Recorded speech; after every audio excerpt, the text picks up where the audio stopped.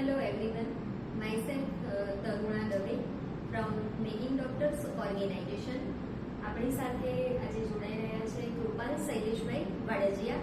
હવે જે આપણી સાથે કનેક્ટ થયા ત્યાં એમને જોર્જિયામાં જીઓમેડી યુનિવર્સિટીમાં આપણી સાથે કનેક્ટ થઈને એડમિશન પ્રોસેસ કરાવીએ છીએ.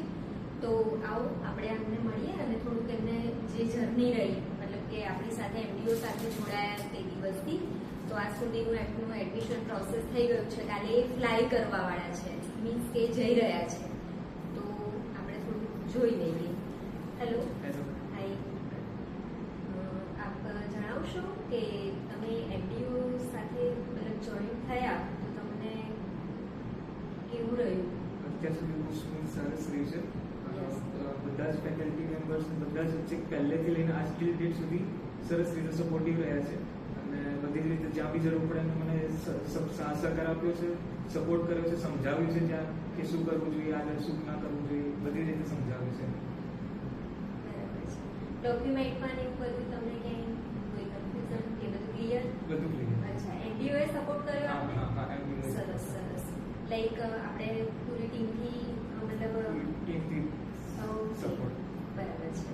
હવે કૃપા, હું તમને એક ક્વેશ્ચન કરવા માંગુ છું કે તમે જોર્જિયા તો ડિસાઇડેડ કર્યું કન્ટ્રી, બરાબર છે, પણ જીઓમેડી યુનિવર્સિટી પર્ટિક્યુલર ડિસાઇડેડ કરવાનું તમારું મેઇન કોઈ પર્પઝ?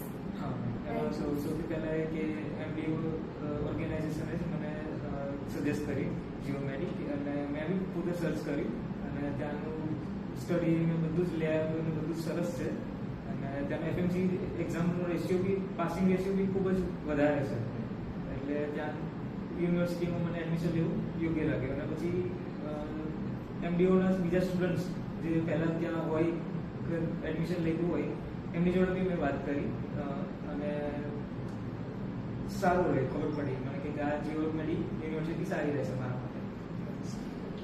હવે એક બીજો ક્વેશ્ચન છે કે તમે ચલો હવે જીઓમેડી યુનિવર્સિટી ડિસાઇડેડ કરી, બરાબર છે, ઇન્ડિયામાં પણ એમબીબીએસ તો થાય છે, બરાબર, પણ અત્યારે હાલ જે આપણે પ્રશ્ન ઉપસ્થિત થયો છે, જેમ કે નીટવાળા સ્ટુડન્ટ્સને રીનીટ લેવાના છે, બરાબર, જેમ કે ઇન્ડિયાની જે આપણી બધી પ્રોસેસ છે એ કેવું છે કે અનસર્ટેન છે.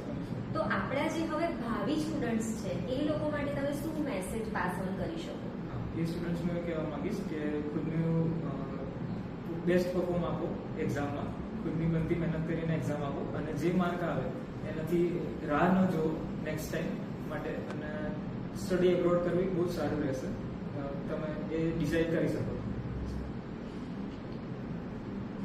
Okay, thank you so much.